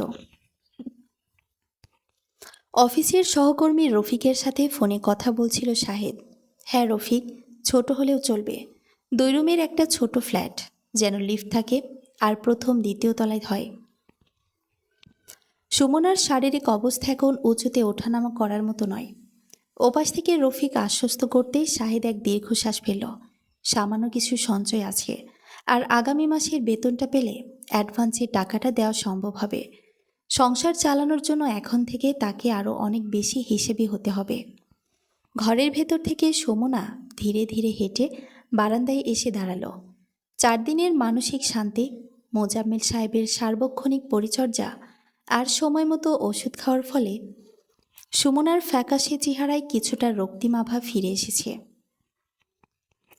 সকালের হালকা নাস্তা শেষ করে সে মাত্রই ডাক্তারি দেওয়া আয়রন আর ক্যালসিয়ামের ট্যাবলেটে দুটো খেয়েছে। শাহেদ ল্যাপটপ থেকে চোখ তুলে সুমনার দিকে তাকালো। এখন কেমন লাগছে সুমনা? মাথা ঘোরাটা কি একটু কমেছে? সুমনা বারান্দার গ্রিল ধরে বাইরে তাকিয়ে হালকা গলায় বলল, আগের চেয়ে অনেক ভালো। রক্তের পয়েন্ট কিছুটা বেড়েছে। ডাক্তার বলেছেন এখন আর ব্ল্যাকবার্ড অ্যাডজাস্ট করার দরকার নেই। নিয়মিত ঔষধ আর বিশ্রামে থাকলে সব ঠিক হয়ে যাবে। শাহেদ কিছুক্ষণ চুপ করে থেকে ধীর স্বরে বলল, আমি একটা ছোট বাসার খোঁজ করছি সুমনা। অফিস থেকে বেশি দূরে নয়। সামনের মাসে 1 তারিখে আমরা শিফট করে ফেলব। খুব বড় কিছু হয়তো এখনই করতে পারবো না, তবে সেখানে তোমাকে অন্তত কারো অবহেলা সইতে হবে না। সুমনা শাহেদের দিকে সোজা হয়ে তাকালো। শাহেদের চোখের কোণে জমে থাকা ক্লান্তি আর লড়াইয়ের ছাপটুকু তার চোখ এড়ালো না। শাহেদ যে সত্যি সত্যি তার কথা রাখা এবং দায়িত্ব নেওয়ার জন্য চেষ্টা করছে, তা সুমনার ভেতরের শক্ত হয়ে থাকা মনটাকে খানিকটা নাড়া দিল। সুমনা শান্ত কণ্ঠে বলল, বড় বাসা আমাদের দরকারও নেই শাহেদ। যতটুকুতে শান্তিতে মাথা গোজা যায় ততটুকুই যথেষ্ট। তবে এবার আর কোনো ছাড় দেওয়া হবে না। আমরা যা করব নিজেদের শক্তিতে করব। শাহেদ হালকা হেসে মাথা নাড়ল। অন্যদিকে রেহানা বেগমের ফ্ল্যাটে এখন এক শ্মশান সম নীরবতা। রেহানা বেগম ভেবেছিলেন বড় বউ চলে যাওয়ার পর আর শাহেদ ঘর ছাড়ার পর ছোট ছেলে রাফাত আর ছোট বউ মিথিলা হয়তো তার দিকে একটু নজর দেবে। কিন্তু বাস্তবতা সম্পূর্ণ ভিন্ন। রাফাত প্রবাসের জীবন কাটিয়ে এসে এখন বন্ধুদের সাথে আড্ডা আর নিজের কেনাকাটা নিয়ে ব্যস্ত। আর মিথিলা সকাল 9টা থেকে সন্ধ্যা পর্যন্ত ব্যাংকের কাজ নিয়ে ব্যস্ত থাকে। সংসারের হাল ধরতে রেহানা বেগম একজন কাজের লোক রেখেছিলেন, কিন্তু সেই কাজের মেয়েটি সকালে রান্না শেষ করে নিজের কাজ গুটিয়ে দুপুরে চলে যায়। তার হাতের রান্নায় না আছে কোনো স্বাদ, না আছে কোনো পরিচ্ছন্নতা। উনুনের পাশে বসে রেহানা বেগম যখন একা একা সেই ঠান্ডা খাবার খেতে বসেন, তখন তার চোখের কোণ দিয়ে পানি গড়িয়ে পড়ে। আগে সুমনা যখন বাটিতে করে গরম তরকারি আর দোয়া ওঠা ভাত নিয়ে শাশুড়ির সামনে এসে দাঁড়াতো, তখন রেহানা বেগম সেই খাবারে হাজারটা খুঁত ধরতেন। লবণ কম, ঝাল বেশি, আলু গলে গেছে, নানা বাহানায় সুমনাকে শোনাতেন টিপ্পনি। আছে সুমনা হাতের একটা গরম রুটি আর 1 বাটি হালকা ঝোলের জন্য রেহানা বেগমের মন আকুপাকু করছে। বিকেলের দিকে রাফাত ঘরে ঢুকল। পরনে দামি ব্র্যান্ডের পোশাক, হাতে আইফোনের নতুন মডেল। সে সোফায় হেলান দিয়ে বসে পানির বোতল খুলল। রেহানা বেগম নিজের ঘর থেকে বেরিয়ে এসে ছোট ছেলের পাশে বসলেন। রাফাত, তুই তো কদিন পর আবার ইতালি চলে যাবি। ঘরটা কেমন ফাঁকা ফাঁকা লাগছে রে। তোর বড় ভাইটাকে একটু ফোন করে বলবি ও কি এভাবে মায়ের উপর রাগ করে থাকবে? রাফাত মায়ের দিকে তাকালো। তার চোখে কোনো আবেগ ছিল না, ছিল কেবল এক ধরনের বৈষয়িক নির্লিপ্ততা। মা, আমি ভাইয়াকে কেন ফোন করতে যাব? রাফাত ধীরে সুস্থে বলল, ভাইয়া যা করেছে ঠিকই করেছে। তুমি ভাবিকে যেভাবে দিন রাত খাটাতে আর কথা শোনাতে, সেটা কোনো মানুষ সহ্য করতে পারে না। মিথিলা আমাকে পরিষ্কার করে বলে দিয়েছে তুমি যদি এখানে এভাবে ঝামেলা করো তবে আর এই এক মুহূর্তে এই ফ্ল্যাটে থাকবে না। আমরা এমনিতেও ঢাকায় আলাদা ফ্ল্যাট দেখছি। রেহানা বেগম থমকে গেলেন। আমি কি অন্যায় করেছি রাফাত? আমি তো তোদের ভালোই চেয়েছি। তুমি তাদের ভালো চাওনি মা। তুমি ভেবেছিলে ইতালির টাকা আর মিথিলার ব্যাংকের চাকরি দিয়ে তুমি সংসার শাসন করবে। রাফাত সোজা ভাষায় জবাব দিল, আজ তুমি যে একা হয়েছ এটা তোমার নিজের স্বভাবের জন্যই হয়েছ।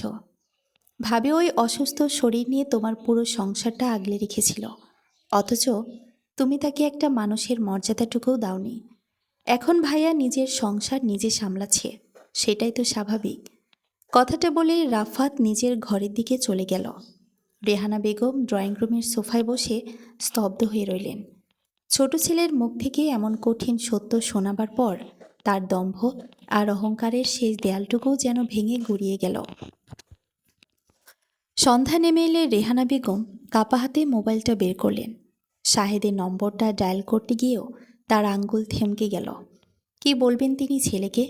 কিভাবে মুখ দেখাবেন বড় বউ সুমনাকে? যেই সুমনাকে তিনি এতকাল সংসারের অবহেলা আর তুচ্ছ তাচ্ছিলের পাত্রী বানিয়ে রেখেছিলেন, আজ সেই সুমনার অনুপস্থিতি এই বাড়িটাকে একটা জীবন্ত কবরস্থানে পরিণত করেছে। নিজের অপরাধ আর অবিচারের দহনে রেহানা বেগম এখন ভেতর থেকে পড়ছেন। আর এই দহনের কোনো উপশম যে আপাতত নেই তা তিনি খুব ভালো করে বুঝতে পারছেন। কিন্তু বহু বছরের পুরনো স্বভাব আর শাশুড়িগিরির দম্ভ হুট করে মুছে ফেলা তার পক্ষে সম্ভব হচ্ছিল না। হাত কাঁপলেও তিনি নিজেকে সামলে নিয়ে শাহেদের নম্বরে ফোনে ডায়াল করলেন। মনে মনে ভাবলেন, একটা ধমক বা কড়া নির্দেশ দিলেই শাহেদ আগের মতো মাথা নিচু করে সব মেনে নেবে। ওদিকে অফিসে বসে রফিকের দেওয়া নতুন বাসার কাগজপত্র দেখে চোখ বুলাচ্ছিল শাহেদ। ফোনের স্ক্রিনে মায়ের নাম ভেসে উঠতেই তার বুকটা একবার ধক করে উঠল, কিন্তু সে নিজেকে শক্ত করল। ফোনটা কানে নিয়ে শাহেদ শান্ত কণ্ঠে বলল, হ্যাঁ মা বলো। রেহানা বেগম আগের স্বর কিছুটা উঁচুতে তুলে আগের মতো হুকুমের সুরে বললেন, কিরে শাহেদ, তোর কি আক্কেল জ্ঞান বলতে কিছুই অবশিষ্ট নেই? শ্বশুরবাড়িতে গিয়ে পা ছড়িয়ে বসে আছিস কিসের জন্য? রাফাতের শ্বশুরবাড়ির লোকজন এসে ঘুরে গেল, ঘরে কোনো মানুষজন নেই। তুই এখনই সুমনাকে নিয়ে সোজা বাড়ি চলে আয়, অনেক নাটক হয়েছে। আর না। শাহেদ কয়েক সেকেন্ড স্তব্ধ হয়ে রইল। মায়ের গলার সে পুরনো চড়া সুর আর নির্দেশ দেওয়ার ভঙ্গিতে সে এতকাল অভ্যস্ত ছিল। কিন্তু আজ আর সেই পুরনো শাহেদ নেই। শাহেদ একটা দীর্ঘশ্বাস ফেলে বরফের মতো ঠান্ডা গলায় বলল, মা, তুমি এখনও ভাবছ তোমার এক কথায় আমি সব কিছু ভুলে দৌড়ে চলে আসব? তুমি আজ পর্যন্ত এই সংসারে কি করেছো মা? একটা অসুস্থ মেয়েকে সারাদিন খাটিয়ে মেরেছ, তার পেটের সন্তানকে নিয়ে টিপ্পনি কেটেছ, কানের কাছে গিয়ে বিষ ঢেলেছ, আর এখন নিজের দরকারে বলছো নাটক বন্ধ করতে? রেহানা বেগম চমকে উঠলেন। তুই মায়ের সাথে কিভাবে কথা বলছিস শাহেদ? বইয়ের কথায় এত বড় মুখ হয়ে গেল তোর? মায়ের সম্মান আমি সবসময় করি মা, শাহেদ উত্তর দিল। কিন্তু যে মা নিজের বড় বউকে কাজের লোকের চেয়ে অধম মনে করে, যে মা নিজের অনাগত নাতির শরীর স্বাস্থ্যের তোয়াক্কা না করে অহংকার নিয়ে মেতে থাকে, সে মায়ের অন্যায় আদেশ মেনে নেওয়ার বয়স আমার শেষ হয়ে গেছে। সুমনাকে যে বাড়িতে সামান্য সম্মানটুকু দেওয়া হয়নি, সেই বাড়িতে ও আর ফিরবে না, আর আমিও না। তোমার ছোট ছেলে আর ছোট বউকে নিয়ে তুমি যেভাবে থাকার কথা ভেবেছিলে সেভাবেই থাকো। কথা শেষ করতে শাহেদ আর অপেক্ষা করল না, সোজা ফোনটা কেটে দিল। রেহানা বেগম কানে ফোন ধরে স্তব্ধ হয়ে বসে রইলেন। শাহেদ ফোন কেটে দিয়েছে, এ যেন তার জীবনের সবচেয়ে বড় ধাক্কা। নিজের জন্ম দেওয়া বড় ছেলে তাকে এভাবে মুখের ওপর জবাব দেবে তা তিনি স্বপ্নেও ভাবেননি। ঘরে কোনো সাড়া নেই। রান্নাঘরের কাজের মেয়েটা অনেক আগেই চলে গেছে। রাফাত আর মিথিলা নিজেদের ঘরের দরজা বন্ধ করে হয়তো কোনো প্ল্যান করছে। নিজের ভুল স্বীকার করার মানসিকতা রেহানা বেগমের কোনো দিনই ছিল না। কিন্তু একাকিত্বের এই ভয় আর এই সামাজিক লজ্জার চিন্তা তাকে গ্রাস করতে লাগল। উপায়ন্তর না দেখে নিজের দীর্ঘদিনের দম্ভ সামলে তিনি এবার সরাসরি সুমনার নম্বরে ফোন দিলেন। সুমনা তখন নিজের বাপের বাড়ির ঘরে বসে আয়রন পিলটা খাচ্ছিল। শাশুড়ির ফোন দেখে সে মুহূর্তের জন্য থামল। তারপর ধীরে ধীরে কলটা রিসিভ করে কানে ধরল। হ্যালো। রেহানা বেগম ফোনের ওপাশ থেকে কৃত্রিম এক স্নেহ ঢেলে দিয়ে বললেন, বৌমা, আমি তোমার শাশুড়ি মা বলছি। শোনো, যা হওয়ার তো হয়েই গেছে। সংসারে দুটো কথা একটু আধটু হতেই পারে, তাই বলে কি এভাবে বাপের বাড়ি গিয়ে বসে থাকতে হয়? আর বড় কথা হলো, শাহেদ তো ছেলে মানুষ, ওর মাথায় তো অত বুদ্ধি নেই। তুমি বোঝো না কেন? আমাদের বংশে প্রদীপ অন্য কোনো বাড়িতে জন্ম নেবে? লোকজনের সামনে এটা কেমন দেখায় বলো তো? সব মান অভিমান ভুলে এবার ঘরে ফিরে এসো। রেহানা বেগমের এই কথার ভেতরে অনুশোচনা কিংবা সুমনের প্রতি কোনো আন্তরিকতা ছিল না। ছিল কেবল বংশের দম্ভ আর নিজের স্বার্থ রক্ষার চাতুরি। সুমনা জানালার বাইরে তাকিয়ে কিছুক্ষণ নিঃশব্দে রইল। তারপর খুব স্পষ্ট, মার্জিত দৃঢ় কণ্ঠে বলল, মা, আপনার কথা শুনে আমার সত্যিই খুব অবাক লাগছে। যে সন্তান আমার পেটে থাকা অবস্থায় আপনার কাছে ন্যাকামো আর বাহানা ছাড়া আর কিছুই মনে হয়নি, আজ হঠাৎ সে আপনার বংশের প্রদীপ হয়ে গেল। রেহানা বেগম আমতা আমতা করে বললেন, আহা বৌমা, অত পুরনো কথা ধরে রাখলে কি আর সংসার চলে? সংসার মানুষ সম্মানে চলে মা, অপমান সহ্য করে নয়। সুমনার রেহানা বেগমের কথা কেটে দিয়ে ধীর স্বরে বলল, আপনি আমাকে ক্ষমা চাইতে ফোন করেননি। আপনি ফোন করেছেন নিজের বংশের অহংকার আর একাকিত্বের ভয়ে। কিন্তু শুনে রাখুন, আমার অনাগত সন্তানের পরিচয় আর সুরক্ষা যেখানে থাকবে, ও সেখানেই জন্ম নেবে। সেখানে কোনো বিষাক্ত পরিবেশ থাকবে না। আমাকে আর আমার সন্তানকে আপনি কোনোদিন নিজের পরিবারের অংশ মনে করেননি। আজ নিজের দরকারে সেই অধিকার দেখানোর চেষ্টা করবেন না। তুমি শাশুড়ির সাথে এভাবে বলছো সুমনা? রেহানা বেগমের গলার স্বর আরেকটু চড়ে ওঠার চেষ্টা করল। আমি সত্যিটা বলছি মা। সুমনা বরফের মতো ঠান্ডা সরে শেষ করল। অহংকার নিয়ে বাঁচা ভালো, তবে খেয়াল রাখবেন সেই অহংকার যেন আপনাকে একেবারে একা করে না দেয়। আমাদের আর খোঁজাখুঁজি করবেন না, ভালো থাকবেন। কথাটুকু শেষ করে সুমনা ফোনটা কেটে ড্রয়ারে রেখে দিল। তার ভেতরের এতদিন চেপে রাখা ভারটা যেন এক লহমায় হালকা হয়ে গেল। সন্ধ্যায় শাহেদ ব্যাগ হাতে শ্বশুরবাড়িতে এলো। তার মুখে আজ এক অন্যরকম প্রশান্তি। সুমনার ঘরের দরজায় এসে সে দাঁড়িয়ে মৃদু হেসে বলল, সুমনা, বাসা ঠিক হয়ে গেছে। সামনের মাসের 1 তারিখেই আমরা নিজেদের ছোট ফ্ল্যাটে উঠছি। 2 রুমের ছোট বাসা, কিন্তু আলো বাতাস খুব সুন্দর। সুমনা শাহেদের দিকে তাকালো। শাহেদের চোখে আজ কোনো দুর্বলতা নেই। সেখানে একজন স্বাধীন স্বামীর আত্মবিশ্বাস ফুটে উঠেছে। সুমনা হালকা হেসে মাথা নেড়ে বলল, বেশ তো, কাল থেকেই তাহলে অল্প অল্প করে গুছিয়ে নেওয়া যাক। ওদিকে নিজের শীতাতপ নিয়ন্ত্রিত ফাঁকা ঘরে সোফায় বসে রইলেন রেহানা বেগম। হাতে ধরা মোবাইলটা নিথর হয়ে আছে। যে বড় বউকে তিনি বছরের পর বছর নিরপার সহ্য করার প্রতীক বানিয়ে রেখেছিলেন, আজ সে বইয়ের স্পষ্ট জবাব আর নিজের অন্ধ অহংকার তাকে চরম সত্যের মুখোমুখি এনে দাঁড় করিয়েছে। তিনি এখন এক বিশাল বাড়িতে সম্পূর্ণ একা, আর এই নিঃসঙ্গ দহনের কোনো শেষ যে আপাতত নেই, তার রেহানা বেগম খুব ভালো করেই বুঝে গেছেন।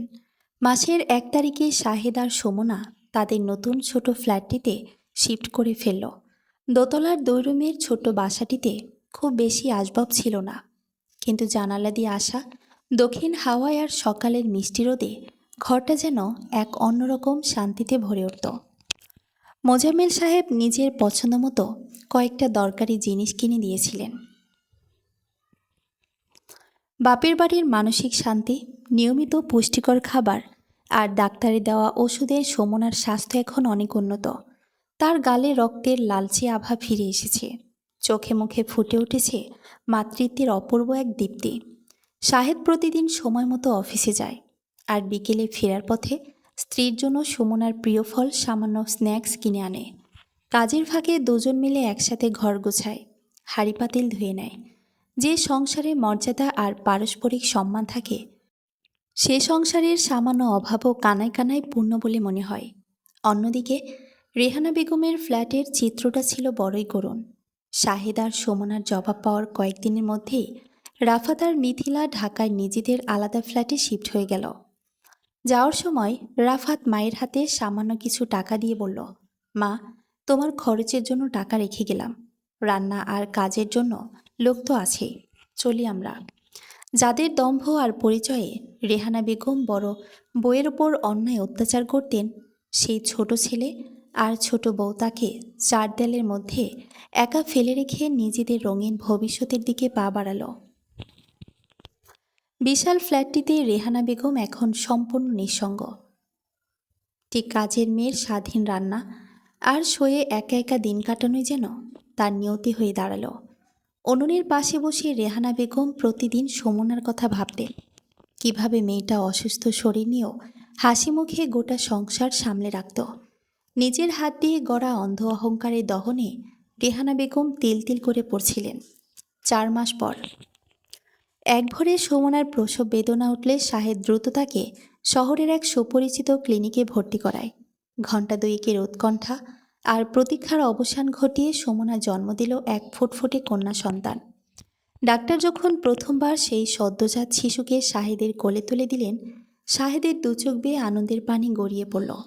খবর পেয়ে মোজাম্মেল সাহেব ও সুমনার মা ছুটে এলেন। পুরো কেবিনটায় তখন যেন এক অনাবিল স্বর্গের আনন্দ বিরাজ করছিল। সুমনা বিছানায় শুয়ে ক্লান্ত চোখে তার কন্যা সন্তানের দিকে তাকিয়ে রইল। সন্তানের নিষ্পাপ মুখটার দিকে তাকাতেই সুমনার ভেতরের সব পুরনো দুঃখ আর জমানো অভিমান ধুয়ে মুছে সাফ হয়ে গেল। পরদিন বিকেলে সুমনা শাহেদের দিকে তাকিয়ে খুব শান্ত গলায় বলল, শাহেদ, একটা কথা বলবো? শাহেদ সুমনার মাথায় হাত বুলিয়ে বলল, বলো সুমনা, মাকে খবর দিয়েছ? সুমনা ধীর স্বরে প্রশ্ন করল। শাহেদ একটু ইতস্তত করে বলল, না, আমি বলিনি।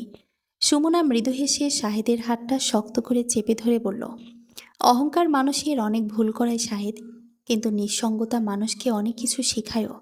আজ আমি একজন মা হয়েছি, আজ আমি বুঝি সন্তানের মায়া কতখানি।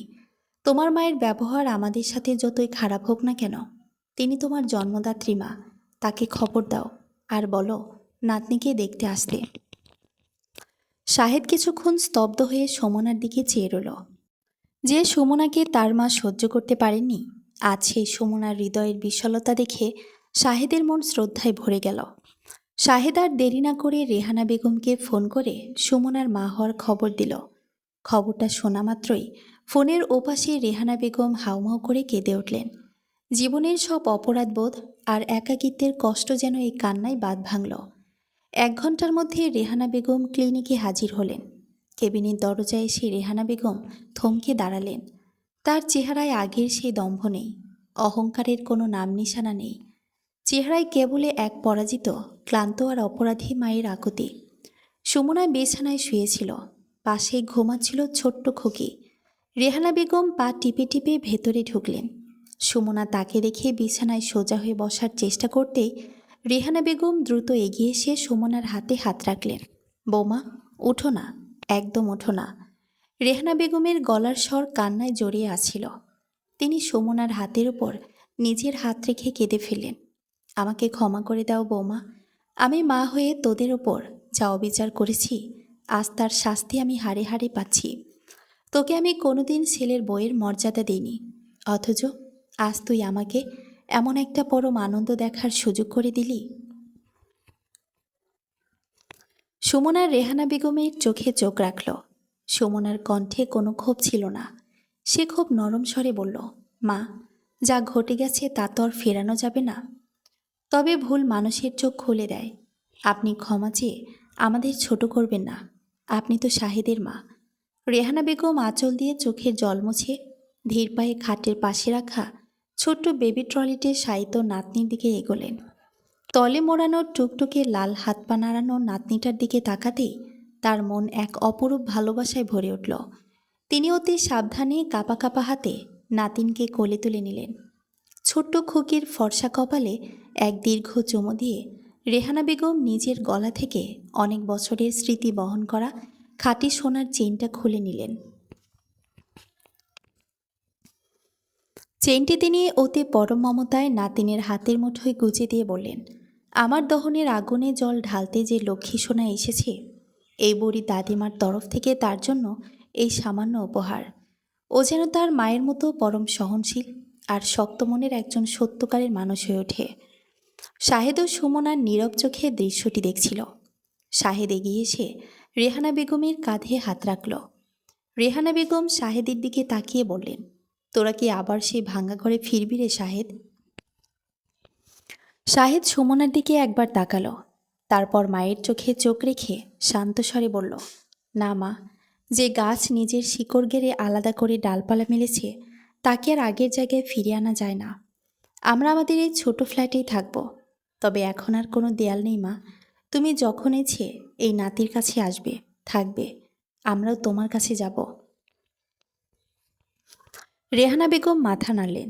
তিনি বুঝতে পারলেন কিছু ভুল সংশোধন করা যায়, কিন্তু সময়কে পেছনে ফেরানো যায় না। বড় ছেলে আর বইয়ের প্রতি তার সম্মান বহুগুণ বেড়ে গেল। সূর্যের আলো কেবিনের জানলায় এসে পড়েছিল। এতদিনের অশান্তি, অপমান আর বৈষম্যের দীর্ঘ দহন শেষে সত্য, আত্মসম্মান আর পারস্পরিক অনুশোচনার ছায়ায় এক নতুন ভোর নেমে এলো। দহনের সেই কঠিন দিনকাল পার করে জীবন যেন আবার তার নিজস্ব শান্ত ও মর্যাদাপূর্ণ সুর খুঁজে পেল। সমাপ্ত। সম্পূর্ণ গল্পটি কেমন লাগলো আশা করি কমেন্ট করে জানিয়ে যাবেন। ধন্যবাদ।